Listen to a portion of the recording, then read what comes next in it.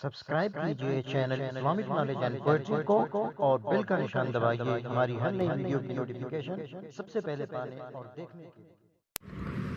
آئیے آج عربی کا پہلا سبق پڑھتے ہیں۔ ایک تعبیر ہے لا ينبغي له یا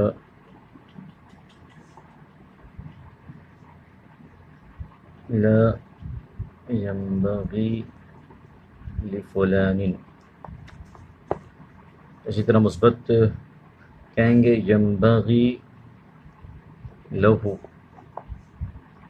ينبغي لفلان، اسی طرح كان ينبغي له یا لفلان، كان لا ينبغي لفلان او له مثلا لمحمود لزید وغیرہ۔ اردو میں کہتے ہیں کہ اسے چاہیے، ہمیں چاہیے، اسے چاہیے کہ وہ صفائی ستھرائی کا خیال رکھے، اسے چاہیے کہ وہ دوستوں کے ساتھ محبت سے پیش آئے، ہمیں چاہیے کہ ہم اپنی صفوں میں اتحاد پیدا کریں۔ اس طرح کے جملے بہت کثیر طور پہ استعمال ہوتے ہیں، بہت استعمال ہوتے ہیں۔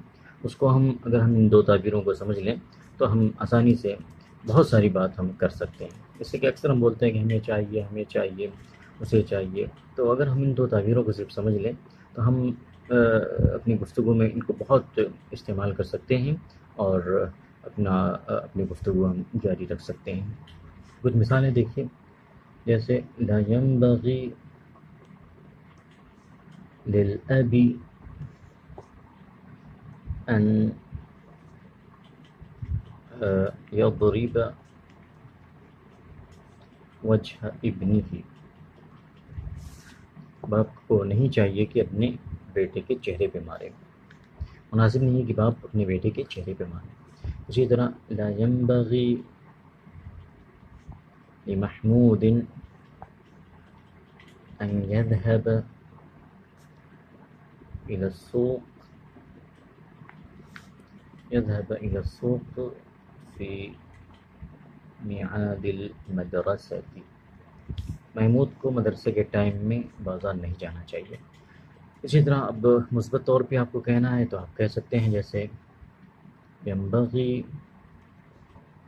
لكل طالب أن يغتسل في الأسبوع 3 مرات، ہر طالب علم کو ہفتے میں 3 مرتبہ نہانا چاہیے۔ تو اس طرح ہم ان دو تعبیروں کو سمجھ لیں جو در حقیقت ایک ہی ہے۔ ینبغی، اس کا ماضی انبغا آتا ہے اور لام صلے کے ساتھ اس کا استعمال ہوتا ہے، اور جو جملہ آگے آتا ہے وہ در حقیقت اس کا فاعل ہوتا ہے، یہ باب افعال سے ہے۔ اگر ان دو تعبیروں کو ہم سمجھ لیں تو ہم اپنی گفتگو کر سکتے ہیں، اور بہت زیادہ ان کا استعمال ہوتا ہے۔ ہمیں ان دو تعبیروں کو سمجھ لینا چاہیے اور ان کی زیادہ سے زیادہ مشق کرنی چاہیے، یہ ہمارے لیے مفید ہوگا۔ امید ہے کہ یہ سبق آپ کے لیے مفید ثابت ہوگا۔ اگر مفید ثابت ہوا ہے اور آپ کو اس سے فائدہ ہوا ہے تو ہماری اس ویڈیو کو لائک کریں، ہمارے چینل کو سبسکرائب کریں، اس ویڈیو کو شیئر کریں۔